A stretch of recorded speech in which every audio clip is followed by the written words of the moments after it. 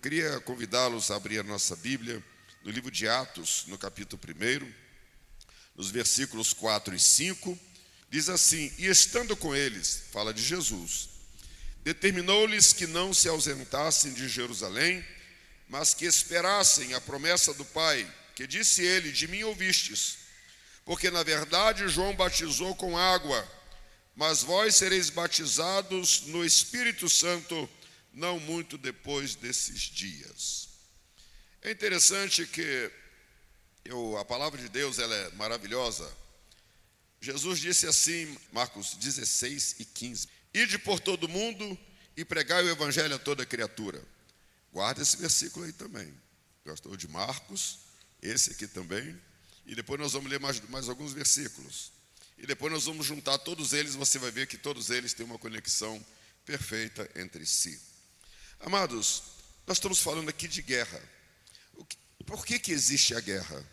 É quando alguém quer alcançar um alvo e entre ele e o alvo tem um obstáculo que se opõe. E se aquele alvo ele é de alto interesse, você vai ter que destruir esse obstáculo para chegar até o alvo. Então veja só, quando você está numa guerra, é que tem interesses em jogo.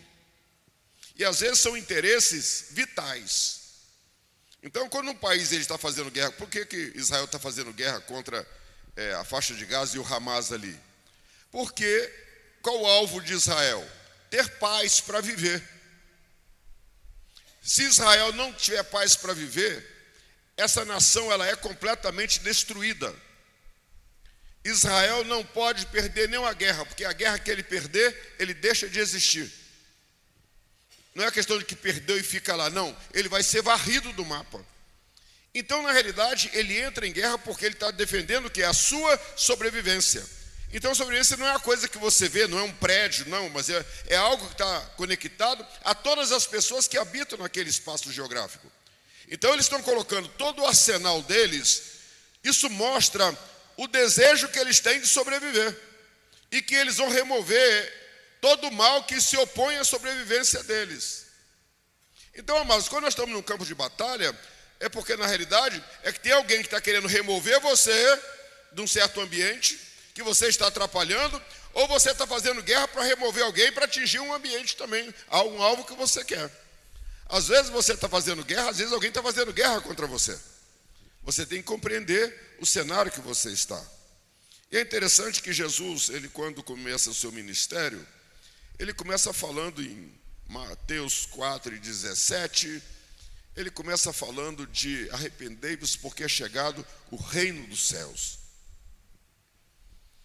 Parte dessa palavra aqui, eu venho já trazendo em alguns cultos, em alguns lugares, mas é preciso eu passar primeiro por aqui para a gente chegar onde nós temos que chegar, que eu falei que tem uma sequência de versículos, depois eles se conectam. Por que Jesus ele vem anunciando arrependei-vos que é chegado um reino? Jesus não anunciou, chegou o Filho de Deus. Jesus não anunciou, chegou um presidente, chegou um novo rei para Israel, para reinar aqui, para mudar aqui as coisas, tirar o Império Romano. Jesus ele anuncia a chegada de um reino. Na realidade, Jesus ele começa o seu ministério, quando ele faz o anúncio da chegada do reino dos céus, é porque na realidade, na terra, tem outros reinos funcionando aqui. Se você observar, por exemplo, na tentação de Jesus, Mateus 4:8, lá diz assim: novamente transportou Jesus, novamente transportou o diabo a um monte muito alto e mostrou-lhe todos os reinos deste mundo. Então eu não estou falando, não é eu que estou criando, estou mostrando dentro da Bíblia, já que nós estamos num campo de treinamento hoje. O próprio diabo mostrou para Jesus os reinos deste mundo.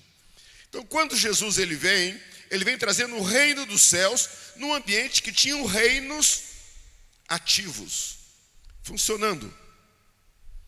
E quando Jesus ele começa o seu ministério, você vai ver a ação do ministério de Jesus, no versículo 23 ainda de Mateus 4, está falando que Jesus ele percorria alguns lugares, como diz aqui, toda a Galiléia, ensinando nas sinagogas, pregando o evangelho do reino, curando todas as enfermidades e moléstia entre o povo. E a sua fama correu por toda a Síria, é um outro país, e traziam-lhe todos que padeciam, acometidos de várias enfermidades, tormentos, endemoniados, lunáticos, paralíticos, e ele os curava a todos. Aqui já começamos a identificar que reinos são esses.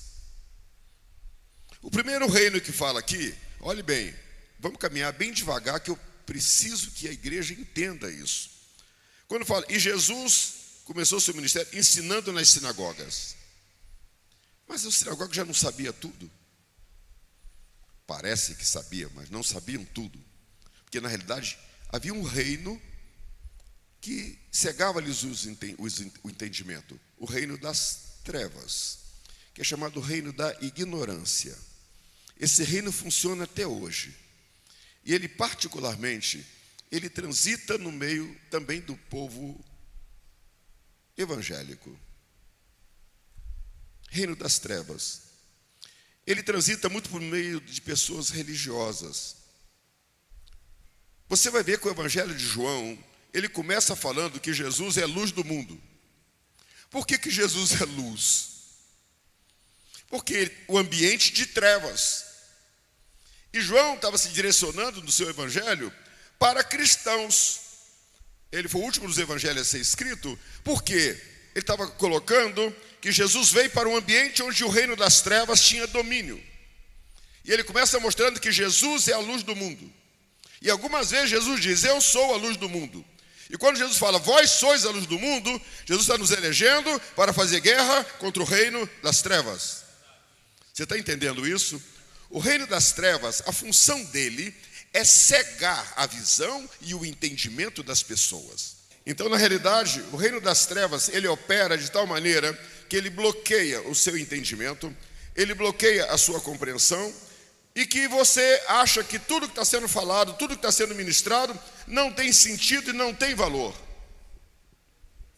E você entra e sai de um ambiente onde a palavra é ministrada, e você não recebe, porque você está debaixo de domínio do reino das trevas, reino da ignorância. Da maneira que você entrou, você sai, você não recebe a palavra. É como os judeus. Jesus passou lá no meio dos judeus 3 anos ministrando, né? E as pessoas poucos receberam a palavra. Jesus falava até por parábolas, etc, para estimulá-los à curiosidade, mas na realidade eles saíam dali fazendo cara feia, porque na realidade eles estavam sob domínio do reino das trevas. Nós temos um exemplo na Bíblia, em Atos capítulo 2, quando as pessoas, elas estão debaixo do domínio do reino das trevas, e elas abrem uma janela para a luz. É na pregação de Pedro. Olha só, tinha mais ou menos, a Bíblia lista aqui umas 17 nações que estavam ali em Israel e Jerusalém, e quando veio o dia do Pentecostes, é interessante que citaram algumas, mas tinha mais, eram quase 30 nações diferentes representadas ali, por judeus que conheciam o Velho Testamento. E quando aquele grupo de 120, cheio do Espírito Santo, saíram de dentro do cenáculo, e vou abrir um parênteses aqui, a hora que eles receberam o Espírito Santo, perceberam que o símbolo que ficou sobre a cabeça deles era o quê? O que era mesmo? Como se fosse uma língua de fogo sobre a cabeça. Por que língua de fogo? Por que não foi uma outra coisa? Porque eles foram habilitados a batalhar contra o reino das trevas. Eles eram luz. Então, aquele tempo não tinha uma lâmpada forte como essa aqui. Então, a lâmpada mais forte era uma candeia de óleo, de azeite que alguém acendia.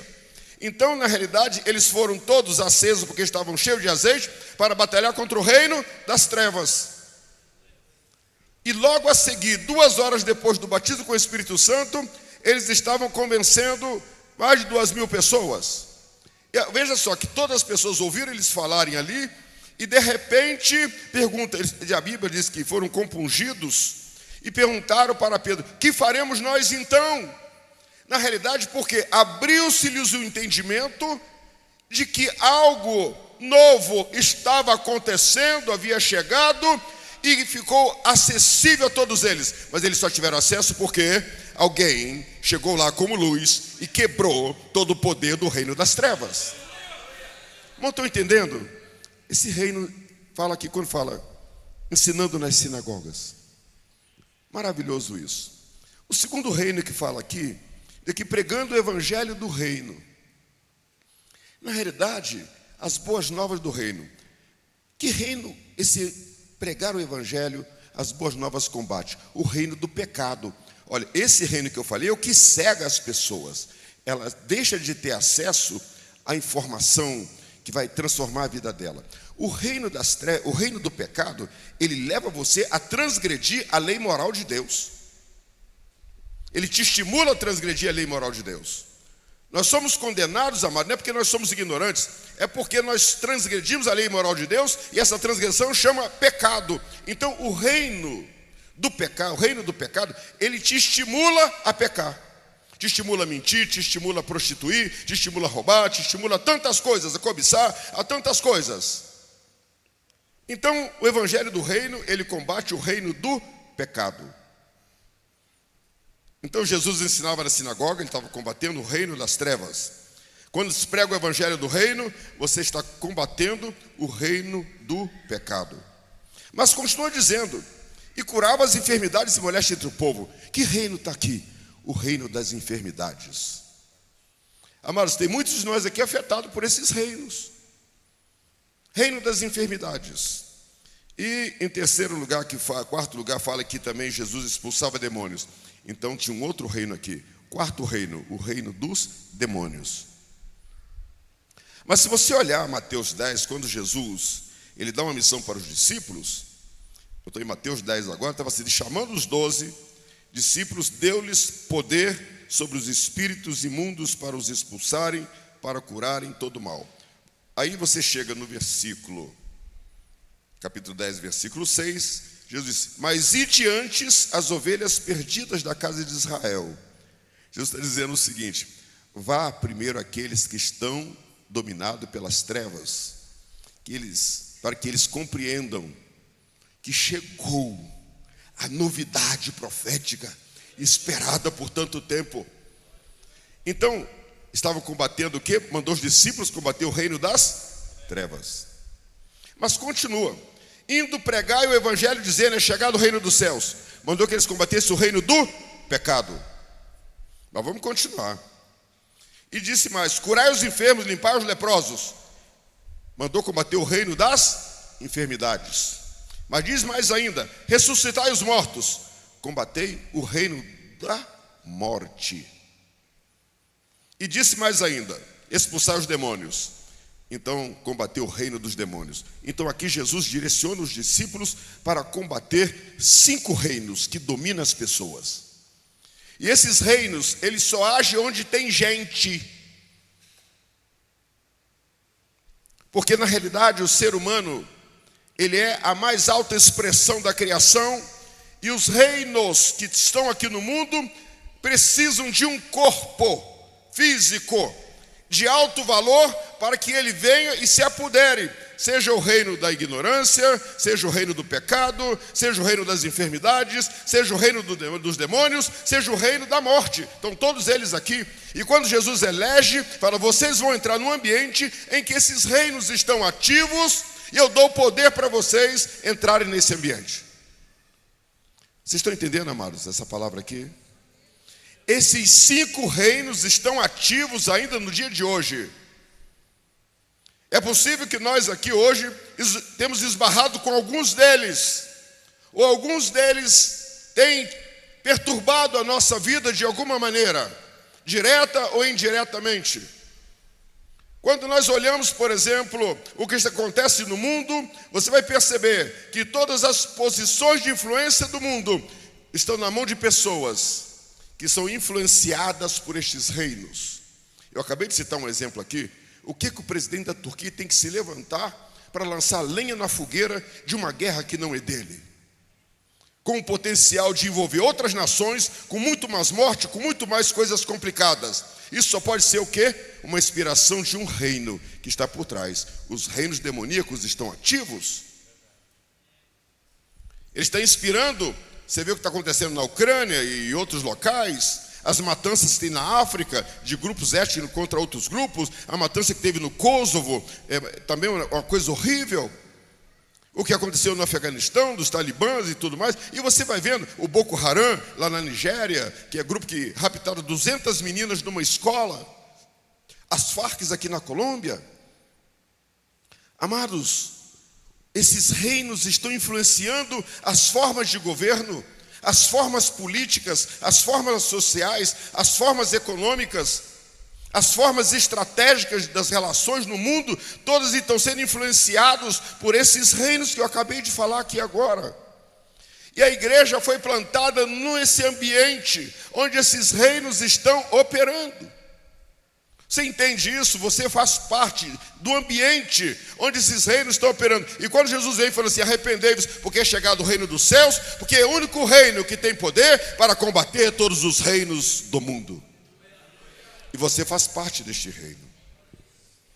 Você se sente como parte deste reino? Olha bem, agora Jesus diz, em Mateus 16:15, e disse-lhes, ide por todo o mundo e pregai o meu evangelho a toda criatura.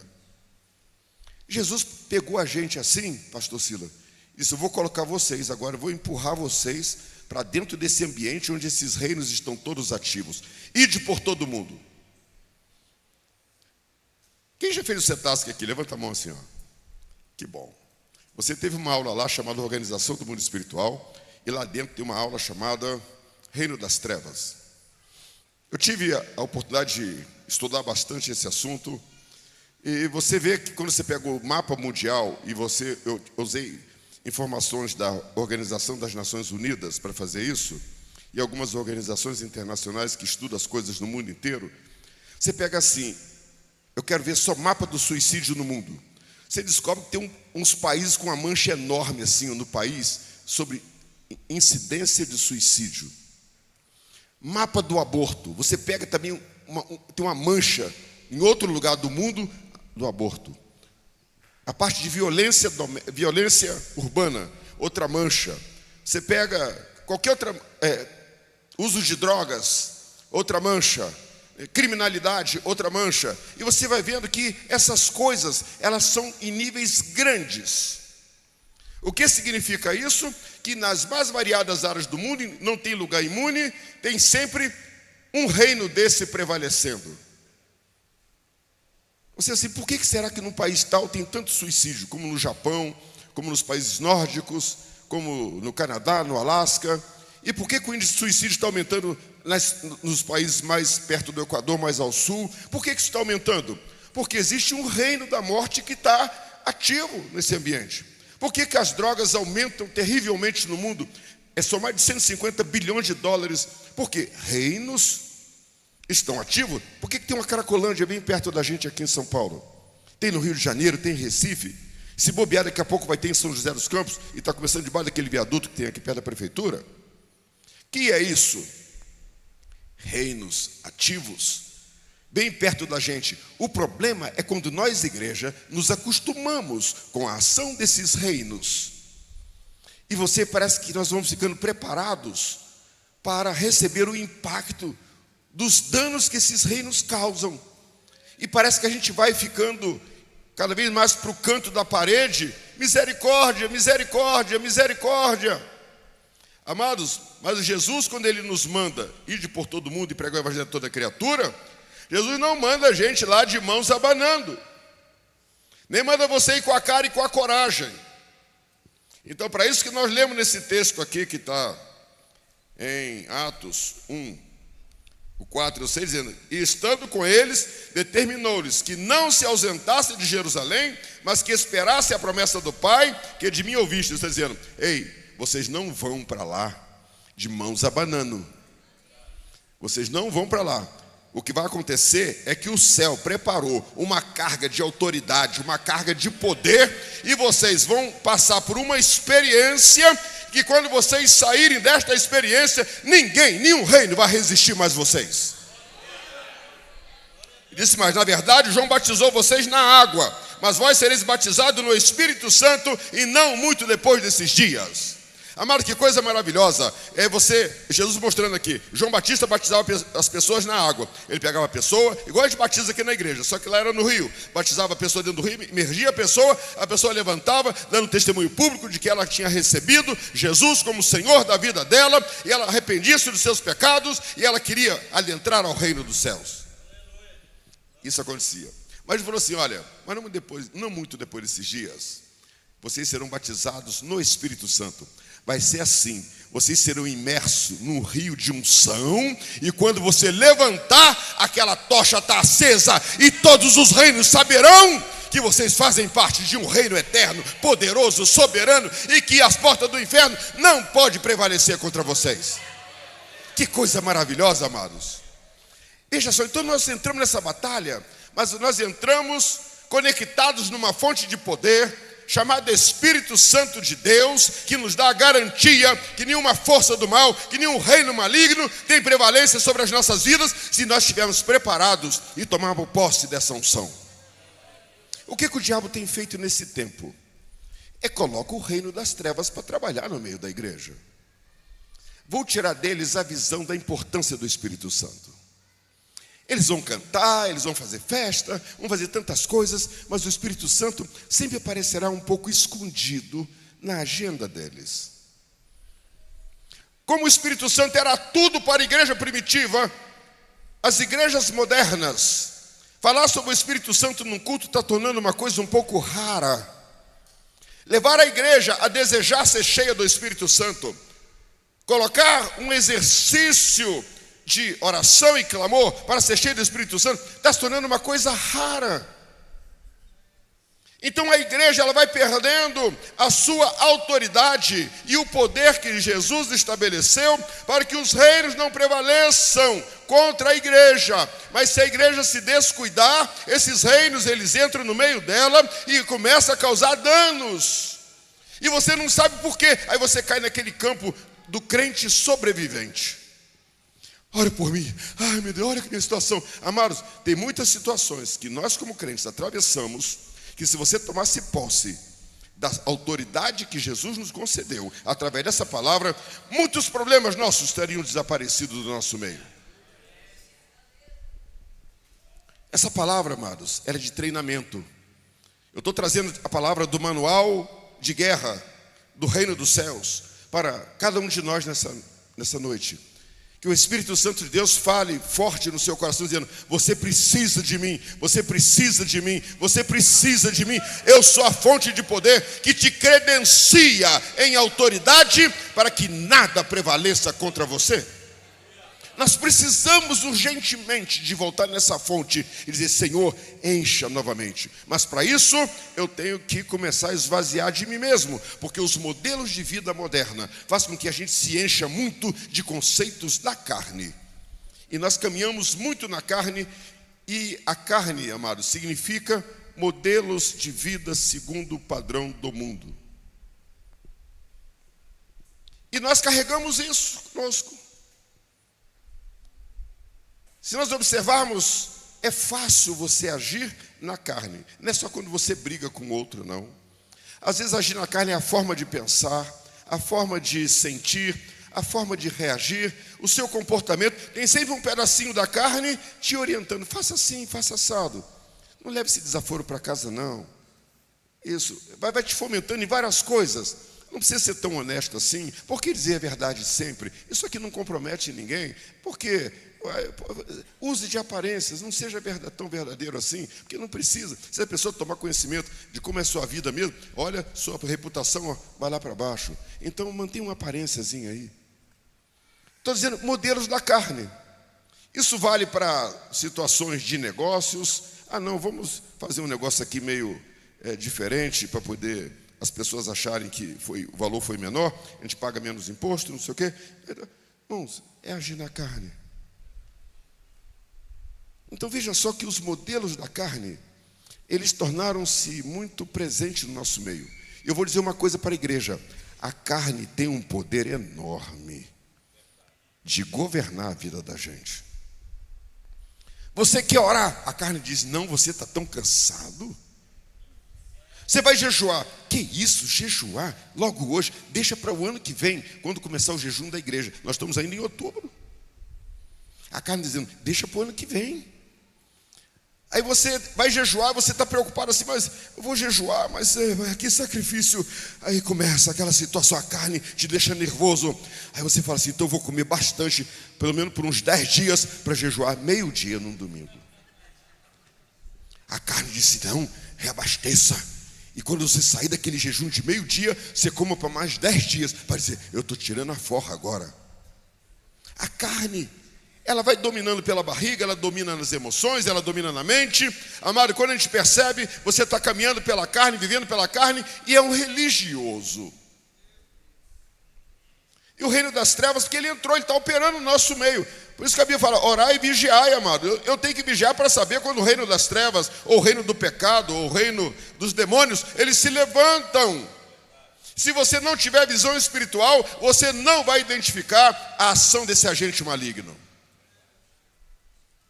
E muitas das vezes, e grande parte das vezes, ou a totalidade das vezes, esses reinos vão se manifestar através de pessoas.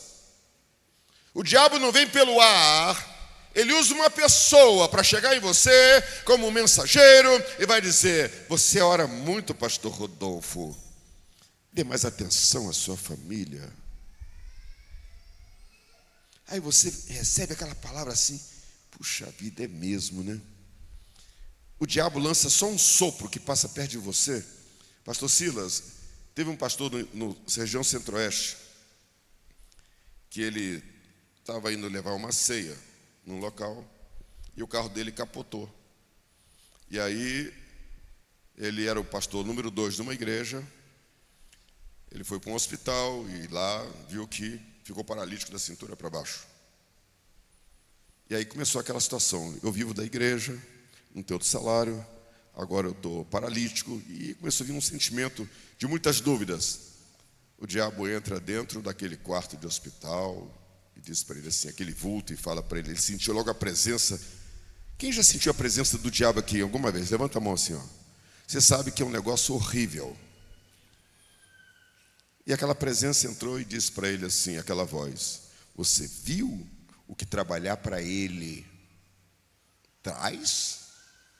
Agora está você nessa cama aqui, sem futuro.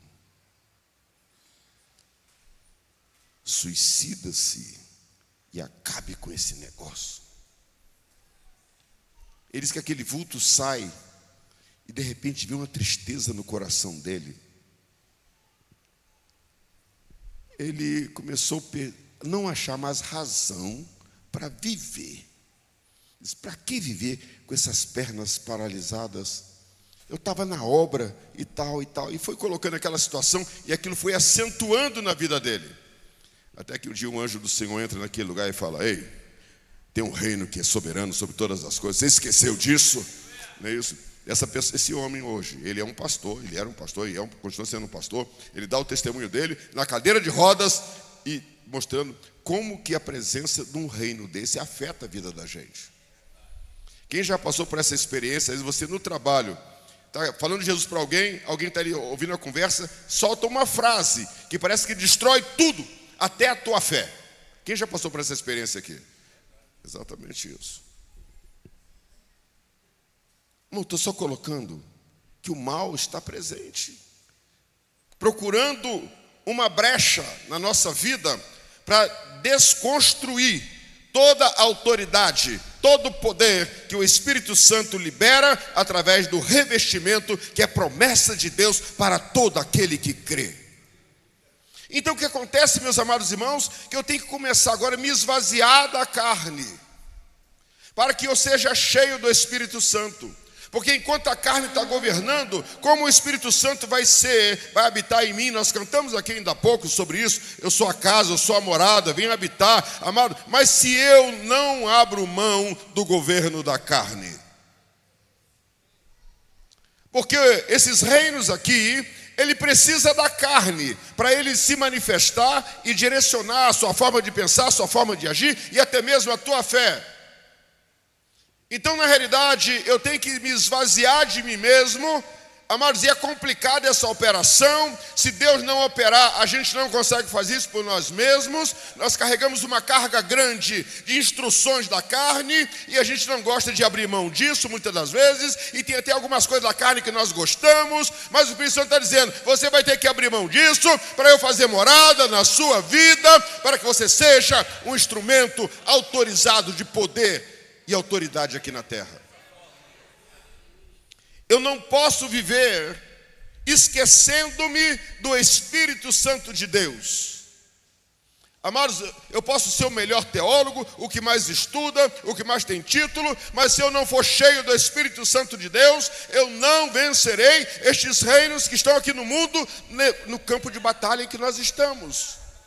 Nós precisamos ser cheios do Espírito Santo. Reuniões como esta aqui, amado, cada um de nós tem que estar dizendo: Senhor, conecta-me na fonte, conecta-me agora, leva-me às profundidades, leva-me, imerge-me nos teus rios, Senhor, enche-me da tua presença, esvazia de mim mesmo, Senhor, faz-me um vaso transbordante, faz reacender a chama novamente na minha alma, a chama da minha fé, a chama do meu coração, a chama do meu ministério. Acende, Senhor, porque eu quero resplandecer nas trevas.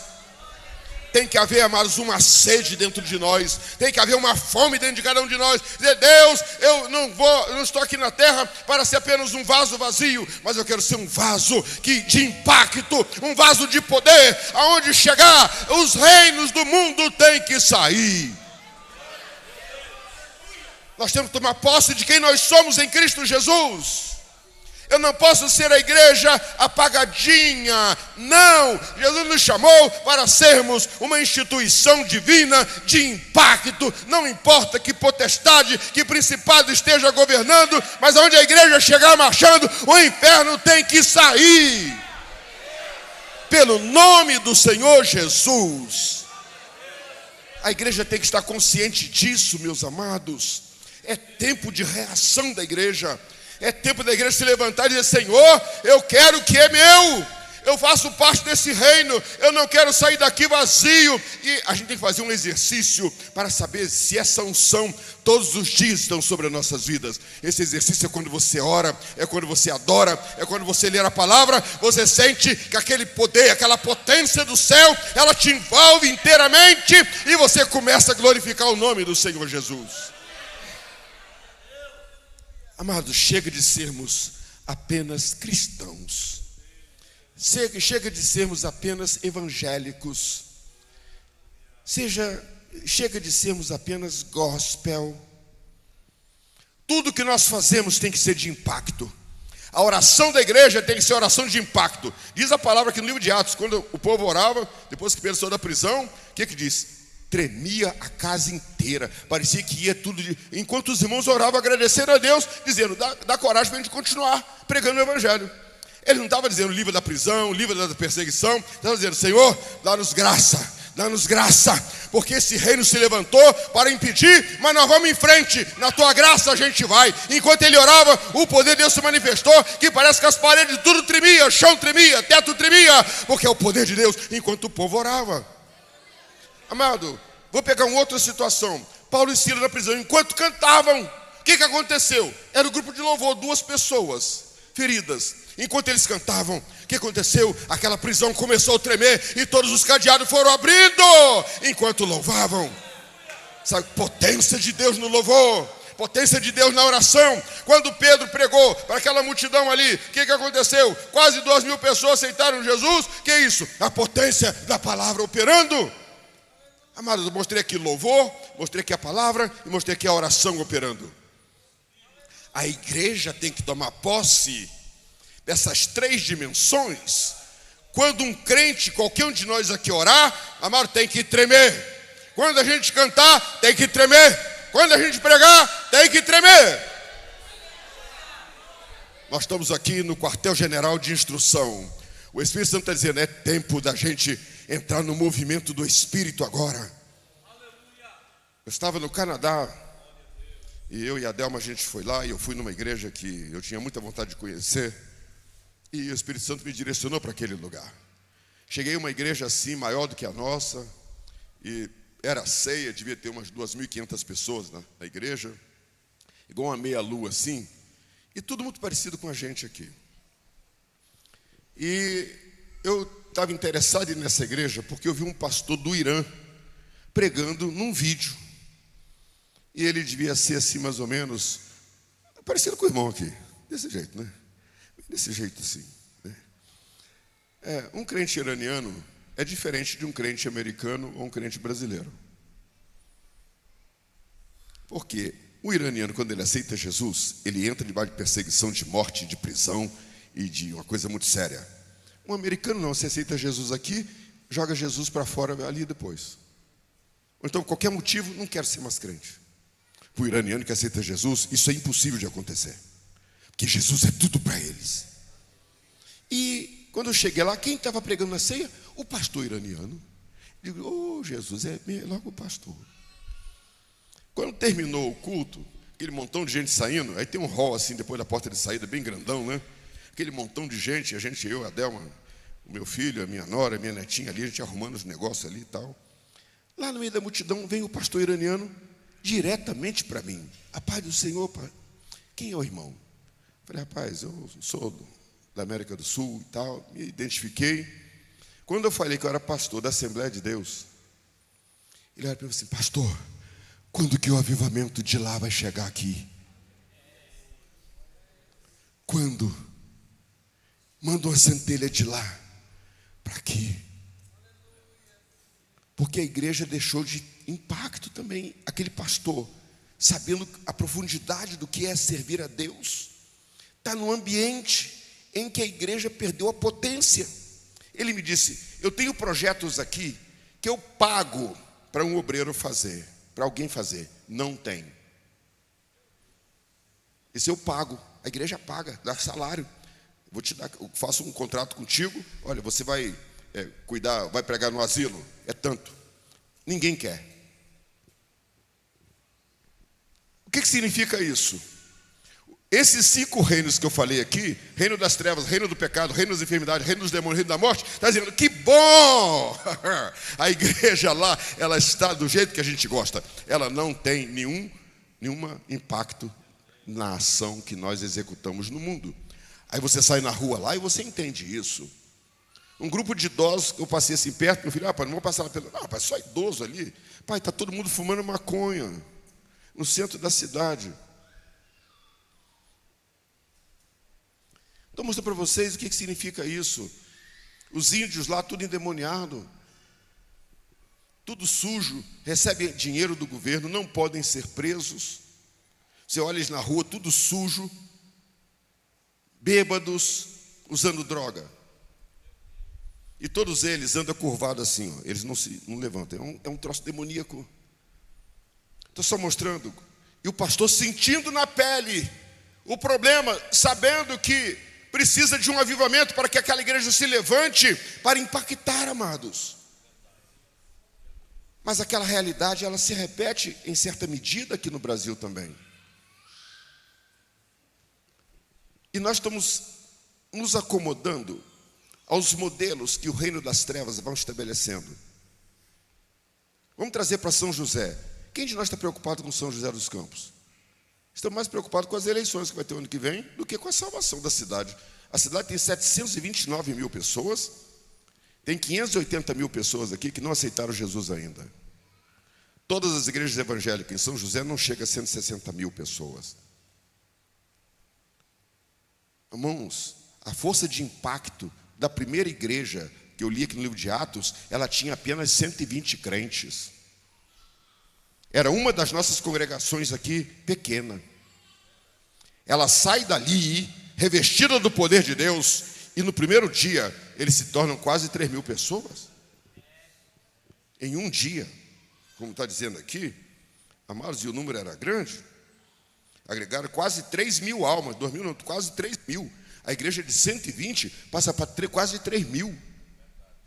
Uma congregação, ela impactou uma capital inteira, meu irmão, que era Jerusalém. E era época de festa, cheio de gente de fora, impactou tudo. A congregação com 120 irmãos.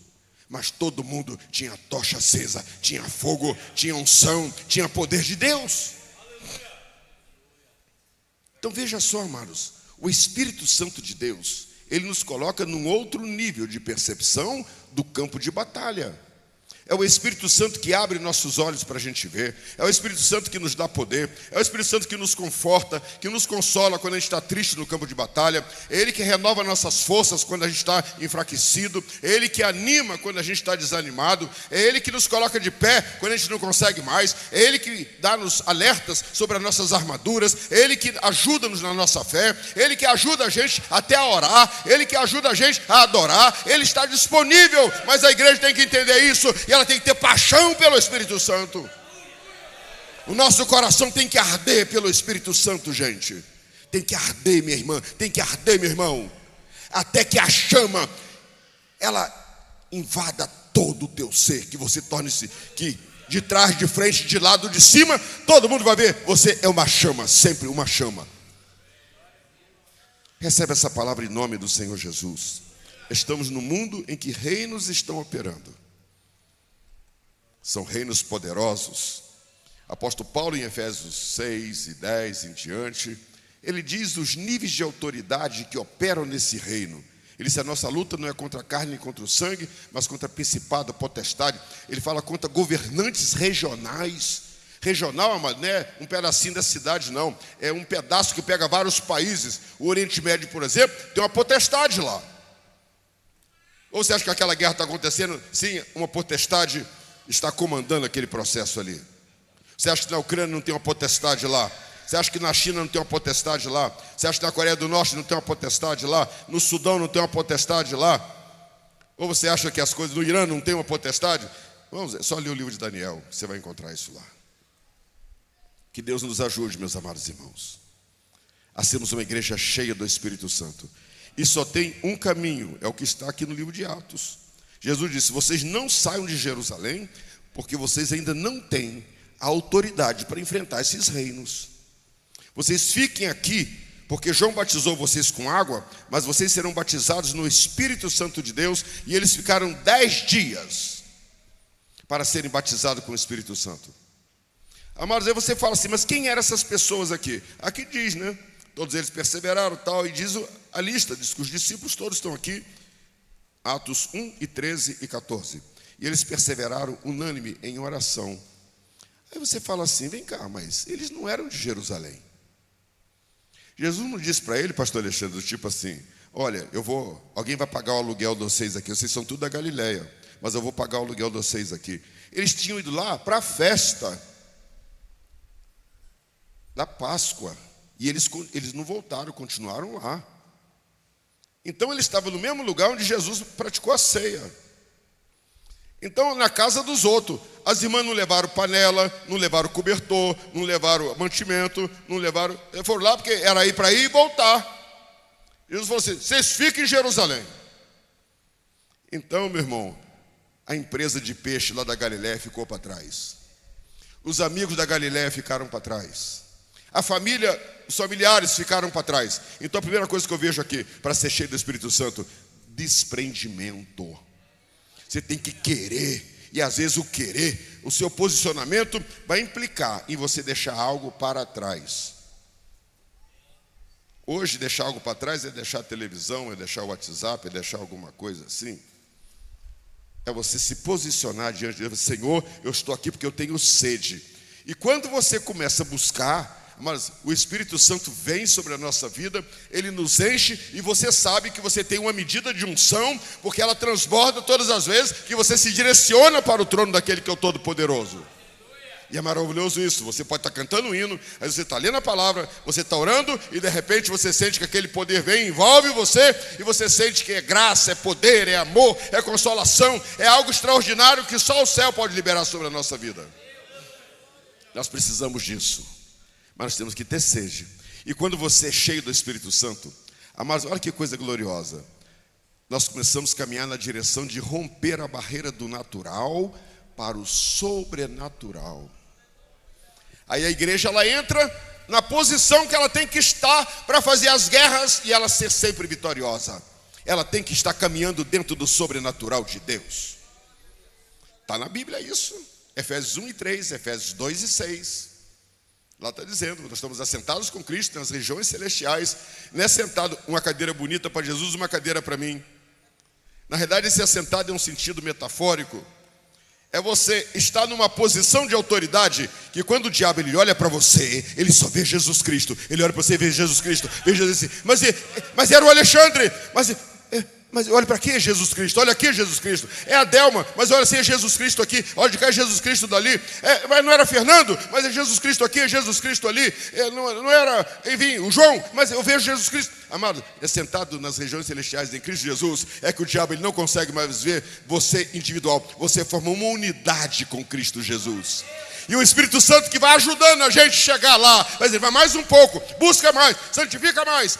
Mortifica mais a carne e você vai ficando mais parecido com Jesus. Aleluia! E aonde que você chega, amado, você é um agente de impacto. Você está numa fila igual todo mundo para pagar no mercado. Todo mundo, parece que você é uma lâmpada que está acesa, que está tudo observando você. Você está no hospital, está em algum lugar. Aonde você chega, você é um agente de impacto. Bendito é o nome do Senhor.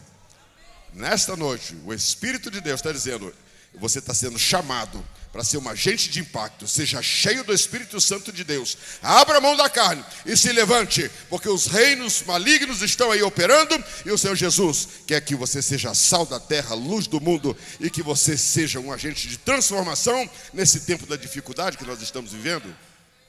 Se você recebeu essa palavra, e se você crê, e se você quer ser um agente de impacto, vai orar mais, vai jejuar mais, vai se quebrantar mais na presença do Senhor. Amado, quando o Espírito Santo começa a agir na vida da gente, a gente tem que abrir mão de um monte de coisa que a gente não gosta, que gostaria de manter.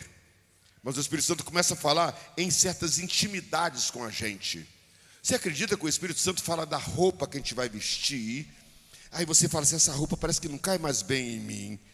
Eu não posso trazer isso como sendo uma doutrina para a igreja, mas individualmente você vai começar a sentir isso. Essa roupa aqui não é mais minha.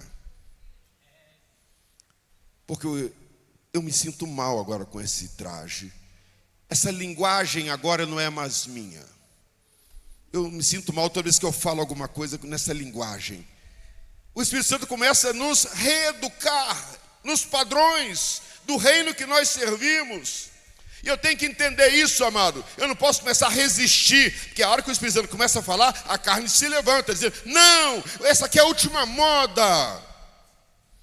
Não tem nada a ver. Amados, o Espírito Santo, ele não grita com a gente. Ele continua falando, olha, você quer formar um com o Pai? Para chegar mais perto, a gente tem que mudar padrões. Eu tenho que estar disponível para mudar os meus padrões, para eu ser cheio do Espírito Santo. Amados, Deus não convive. Eu meio carne, meio espírito, quero avançar, não adianta. Deus, Ele quer exclusividade. Nós cantamos aqui, vai ser morada. Quero ser morada, não é assim? Eu queria pedir que o grupo de louvor, se tem uma canção, suba por gentileza. Nós estamos encerrando. Eu queria que você ficasse de pé agora. Se você quer ser cheio do Espírito Santo, amado. Nós estamos num campo de treinamento hoje. Começa a pedir ao Senhor Jesus. Fala, Jesus, hoje é terça-feira, já são 9 horas da noite, mas ainda dá tempo do Senhor encher a gente. Dá tempo da gente voltar com a chama acesa. Dá tempo ainda do Senhor soprar um vento veemente, impetuoso neste lugar. Dá tempo ainda do Senhor medir mais 1000 côvados e dizer na torrente das águas purificadoras, avança mais 1000. Amado, cada um de nós tem que ter esse desejo. Quando o anjo medir 1000 côvados, não falar, não, tá bom aqui. Não, fala, Senhor, eu quero mais 1000. Vai caminhando.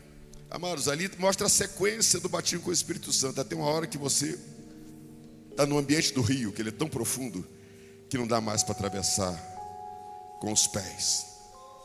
É quando o rio te leva, quando os rios de Deus te conduzem. Você entendeu essa palavra? Amados, isso aqui não é uma palestra. Isso aqui é uma ministração estratégica. para a igreja se reposicionar no mundo espiritual. Isso aqui é uma ministração, amados, para tempos de crise, em que a igreja está perdendo a sua identidade, porque nós queremos ser uma igreja relevante nos padrões humanos, e o Espírito está dizendo, relevante vai ser no meu padrão, e nós estamos nesse conflito de padrão.